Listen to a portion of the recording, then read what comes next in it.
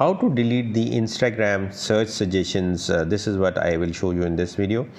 I'm doing it on the Android, but the method is same for the Apple also. You need to open the app, and then if I, let's say, go onto and click the search bar button at the bottom, and then I go and click onto the search bar again. In this case, right now, since the Meta AI has also been integrated into this, so you will see the Meta suggestions here. Similarly, you will see the recent suggestions that I have already done at the bottom. So if I want to delete any specific search, I can click the cross button in front of that search, and then that gradually that search will go off. But if I want to delete all my searches, then what I can do is that either I can straight away go and click the search all, or I can go to the menu bar, go into the three horizontal bars, and from there go into the activity, and from here I need to go to the